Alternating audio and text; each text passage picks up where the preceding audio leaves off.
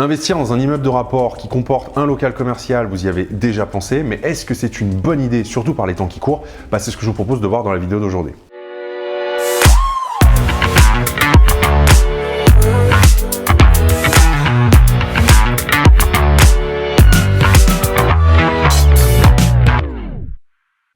Bonjour, bienvenue dans cette nouvelle vidéo. Je m'appelle Julien Loboda, je suis investisseur depuis 2012 et sur cette chaîne, je vous aide à créer votre liberté avec l'investissement immobilier. Donc, dans la vidéo d'aujourd'hui, je vous le disais en introduction, on va voir si c'est une bonne idée d'investir dans un immeuble de rapport avec un local commercial. C'est une question que me posent souvent les membres de ma formation Investir et réussir, puisque le but principal étant d'investir dans un immeuble de rapport rentable. Et il y en a quand même pas mal sur le marché immobilier. Donc, est-ce que c'est une bonne idée, particulièrement en période de Covid et post-Covid? Alors tout d'abord, sachez que quand vous allez investir dans un local commercial, vous allez devenir propriétaire de ce qu'on appelle donc des murs, donc du local, mais ça ne veut pas dire que vous allez effectuer une activité dans ce local commercial. Vous ne devenez pas propriétaire de l'activité. Ça c'est autre chose, c'est ce qu'on appelle le fonds de commerce. Et donc si vous achetez un local commercial qui est par exemple déjà loué avec un commerçant qui fait une activité dedans, vous devenez juste propriétaire des murs. Et cette question de se positionner sur un bien qui comporte un local, elle est d'autant plus pertinente qu'il y a deux grands phénomènes qui se passent depuis quelques années. Premier phénomène indéniable, la digitalisation des modes de consommation, avec la part du e-commerce qui grossit de plus en plus année après année au détriment donc, du commerce physique. Et puis deuxième phénomène, c'est ce qu'on a vu sur ces dernières années, donc les grèves à répétition, les gilets jaunes, les attentats, et bien sûr la crise du Covid qui ont quand même mis à mal le commerce traditionnel, le commerce physique, encore une fois, et ce qui a poussé d'autant plus le e-commerce. Pourtant, c'est un peu dommage parce que investir dans un local commercial, ça présente quand même beaucoup d'avantages. Premier avantage, vous avez un bail qu'on appelle un bail 369 qui, en théorie, ne peut pas être rompu par le locataire, sauf cas très précis, mais il ne peut pas être rompu entre les échéances, si vous voulez. Contrairement à un bail d'habitation classique où votre locataire il peut partir à tout moment, quand vous faites un bail commercial, le locataire s'engage pour une durée minimum de 3 ans. Deuxième chose, vous avez une partie des charges qui sont prises en compte par le locataire. Donc notamment, vous pouvez répercuter tout ou partie de la taxe foncière sur le locataire de votre local commercial.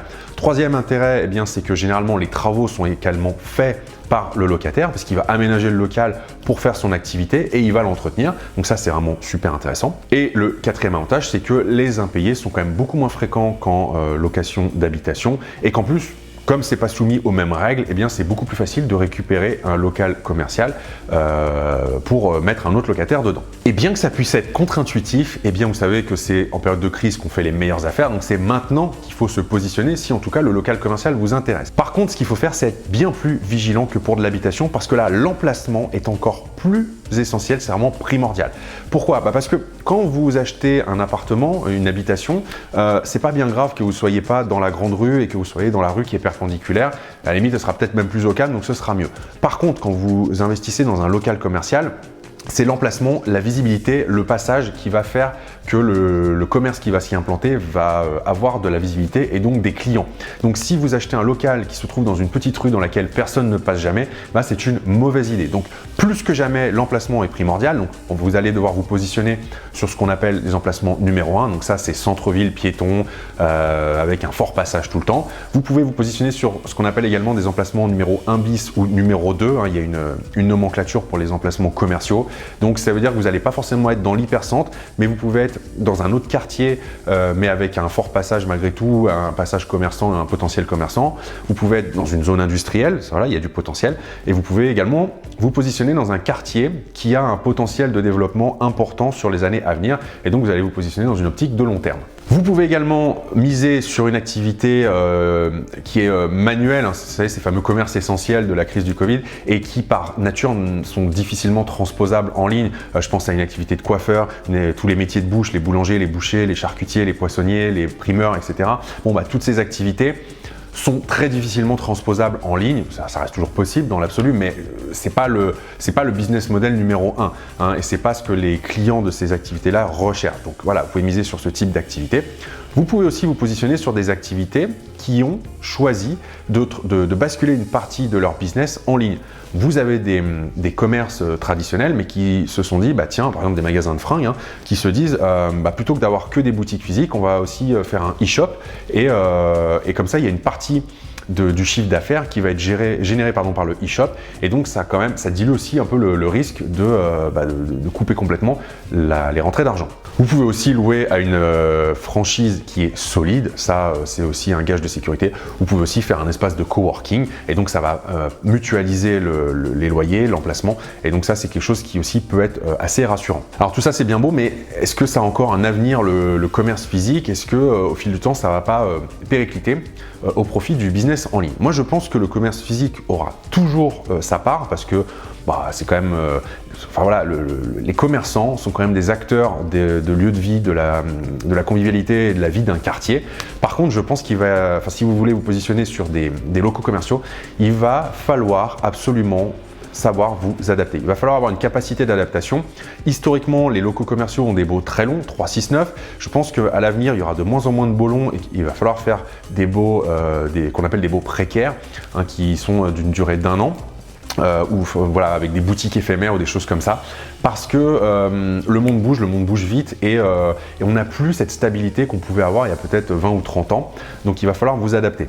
Et historiquement, le loyer d'un local commercial, c'est calculé, c'est un pourcentage en fait du chiffre d'affaires réalisé par le commerçant, mais avec l'arrivée d'Internet, les choses sont un petit peu en train de changer. Donc il va aussi falloir être capable de revoir un petit peu les prétentions à la baisse et de proposer des loyers qui sont cohérents et qui permettent en fait aux commerçants d'être rentables et de pouvoir maintenir leur activité.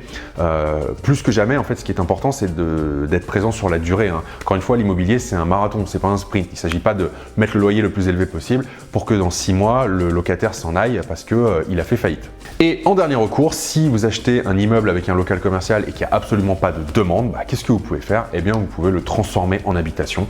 Ça aussi, c'est une possibilité. Alors, c'est plus lourd, c'est soumis parfois à des autorisations, mais c'est quelque chose que vous pouvez envisager.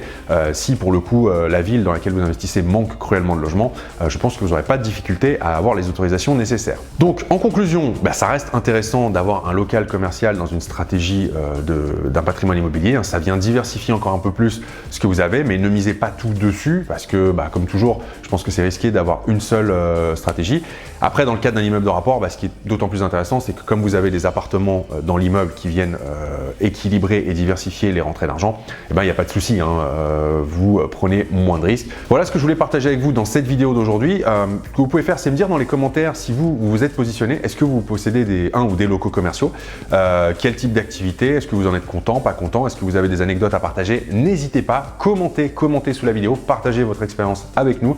C'est toujours super intéressant d'avoir le retour d'expérience d'autres personnes. Merci à vous d'avoir regardé cette vidéo, et je vous dis à très vite pour une prochaine vidéo. Ciao!